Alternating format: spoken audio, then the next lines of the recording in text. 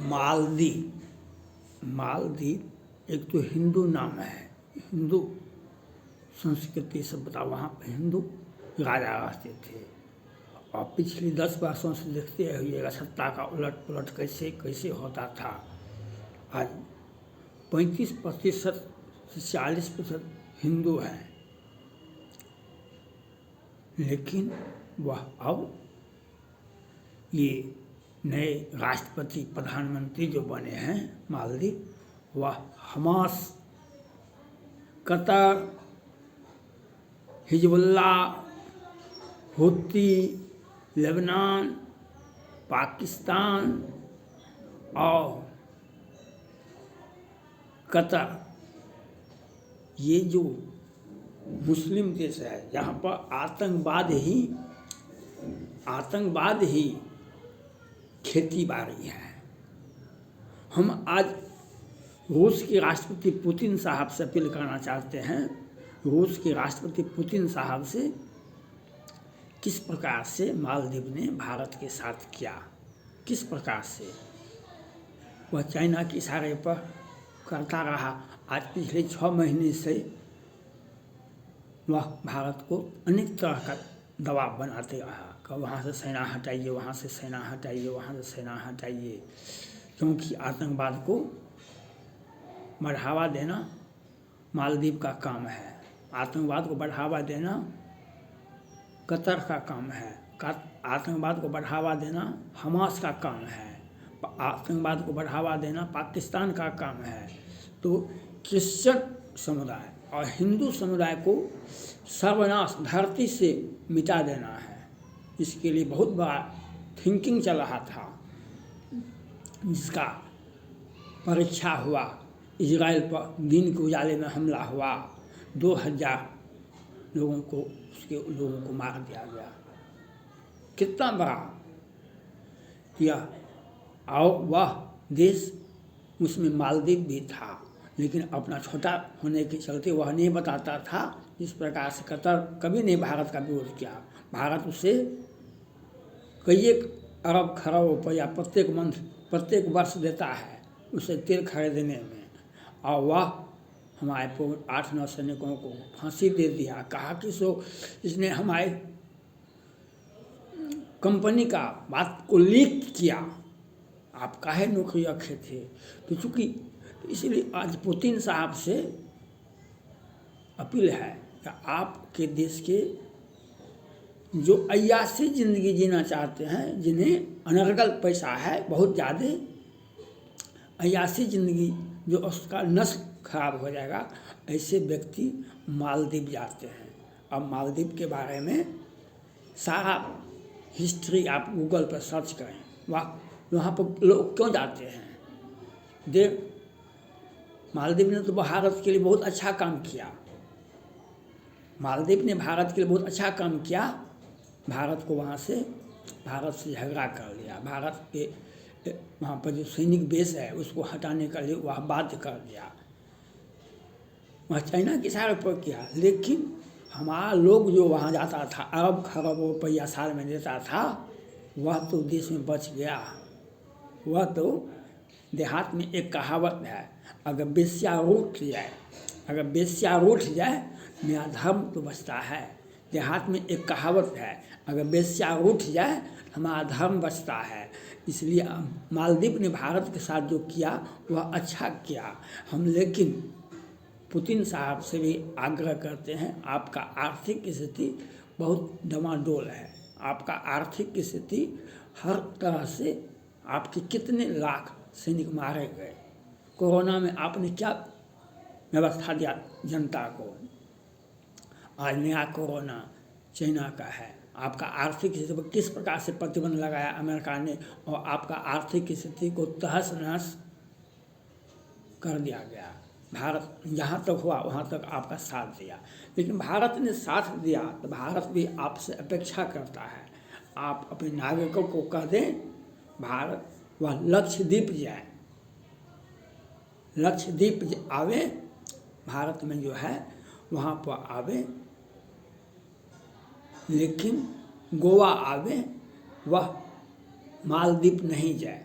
वह आप भारत का दोस्त होने के नाते भारत आपको यह काम करना चाहिए और सभी देशों के प्रधानमंत्री को, राष्ट्रपति को यह अधिकार है अपने नागरिकों को हर तरह से संबल दें, मजबूती दें और उन्हें गलत काम करने से बचाना चाहिए। वह दिशा निर्देश, वह सैनिक आदेश नहीं हुआ यह सैनिक आदेश नहीं हुआ, लेकिन अपने नागरिकों को बचाना। बाहर जाएंगे तो एड्स नहीं होगा। हम किसी देश में जाएं और मालदीव जैसे देश में तो हमें एड्स होगा, हमें कोरोना नया वेरिएंट आया है वह होगा। हर होटल में बेड बदल देता है, रंग पेंट तो नहीं बदल देता है, उसका मकान का तो कंस्ट्रक्शन नहीं बदल देता है। और किसके साथ आप क्या कर रहे हैं, आप वहाँ पर किस प्रकार का वायरस है, किस प्रकार की व्यवस्था है, वह वहाँ क्यों जाता है।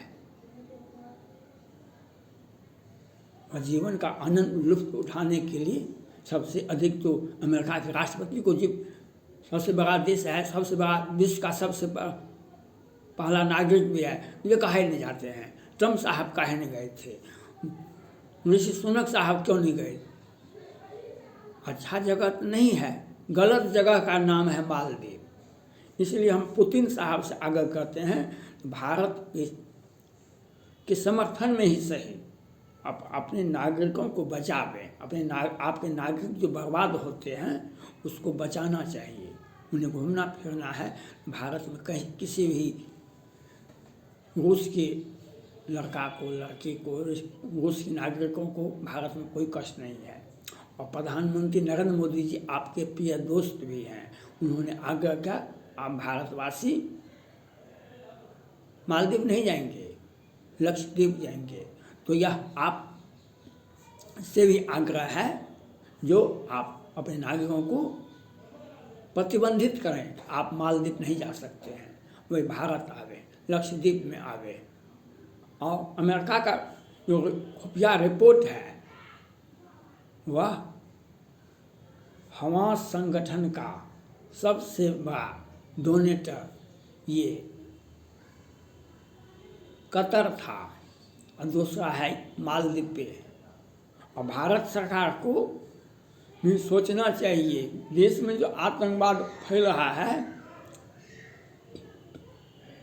वह मालदीव का ही नागरिक है। विदेश का जो नागरिक आता है, आप जो वीज़ा देते हैं, आने का परमिशन देते हैं, तो आवे किस यूनिवर्सिटी में पढ़ता है, JNU यूनिवर्सिटी में 35 देश के नागरिक पढ़ते हैं, छात्र पढ़ते हैं। और JNU पिछले 2 वर्षों से वह आतंकवाद का गढ़ बन गया, आतंकवाद का मुख्यालय बन गया। वह कौन को नारा नहीं निकला वहाँ से। यह केंद्र सरकार की जिम्मेवारी बनती है, तो वहाँ से नारा क्यों निकला था, इस पर आपने नहीं सोचा था। आज मालदीव जो मामला आया तब लोगों का ध्यान गया। भारत के टुकड़े होंगे हजार, हम शर्मिंदा हैं अफजल अभी जिंदा है, हम शर्मिंदा हैं अफजल अभी जिंदा है, भारत के टुकड़े होंगे हजार। ये JNU का नारा था। तो वहाँ पर मालदीव का छात्र आता है पढ़ने के लिए, कतर का छात्र आता है पढ़ने के लिए, वहाँ पर मुस्लिम आतंकवादियों का गढ़ बन गया है। यह आपको देखना पड़ेगा।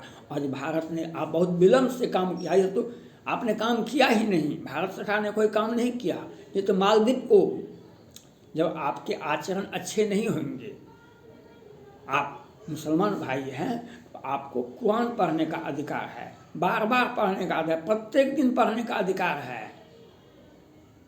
अगर आप नहीं पढ़ते हैं तो आपका दिमाग भी शांत नहीं रहेगा, वह खुराफात मचाएगा। हिंदू को भी आप देखिए, वह रामचरितमानस को नहीं पढ़ते हैं, रामचरितमानस को नहीं पढ़ते हैं तो उनका दिमाग देखिए, पद पर बैठे हुए हैं, मुख्यमंत्री हैं, उप मुख्यमंत्री हैं, मंत्री हैं, लेकिन उनका दिमाग देखिए कहाँ आते हैं।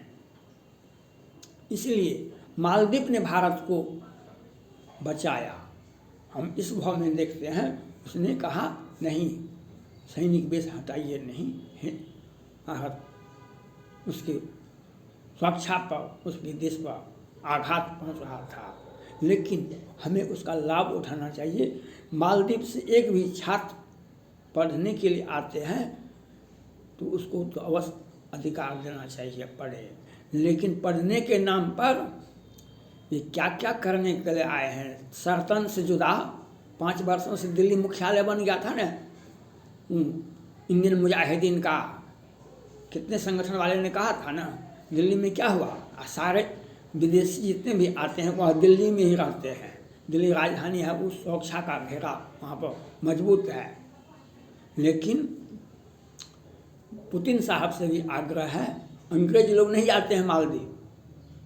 अंग्रेज लोग भारत के में बनारस जाते हैं, अयोध्या बहुत कम जाते थे, अब जाते हैं अयोध्या। अयोध्या हम 20 वर्षों से जा रहे हैं वहाँ पर। नहीं, बनारस में आज भी 40% अंग्रेज आते हैं, कहाँ कोई दिक्कत होता है। लेकिन बहुत सारे देश के बहुत सारे हिस्से में अंग्रेज आते हैं, अमेरिकन, इंग्लैंड वाले बहुत सारे लोग आते हैं, तो कहीं कोई टेंशन नहीं है। लेकिन Maldives, Qatar, Hamas, Hezbollah, Pakistani, Bangladeshi जो आते हैं भारत में, लड़कियों से प्यार का तो बहाना होता है। केरला में पढ़ने के लिए अवश्य आते हैं, लेकिन केरला में लड़कियों को फंसा करके उसे नया बच्चे पैदा तक भी कर देते हैं और अपना निकल भी जाते हैं। आप केरला में देखा था ना, बम ब्लास्ट भी हुआ और हमास के संगठन में भाषण भी हुआ। इसलिए विदेशी जितने भी मुस्लिम देश के, कतर हो या मालदीव हो या बांग्लादेश हो या जितने भी हो, उन सारे लोगों पर प्रतिबंध लगाना चाहिए। क्योंकि आप इजराइल के दोस्त ही नहीं हैं, आप एक हिंदुस्तानी हैं। हिंदुस्तान का मतलब ही है हिंदू बहुल देश, हिंदुओं का बहुत देश है। इसलिए जो विदेशी लोग आते हैं वह भारत में हिंसा फैलाने के लिए आते हैं, भारत को कुछ देने के लिए आते हैं। इसलिए हमें रूस को भी चाहिए और भारत को भी चाहिए मालदीव पर प्रतिबंध लगावे और उस सारे लोगों पर प्रतिबंध लगावे, वह भारत में का चारागाह नहीं बनावे भारत को। यह आपको करना पड़ेगा, आपने अभी तक नहीं किया। और रूस से भी आग्रह है, जो भारत के समर्थन में ही सही अपने नागरिकों को मालदीव जाने से रोके और उसके जो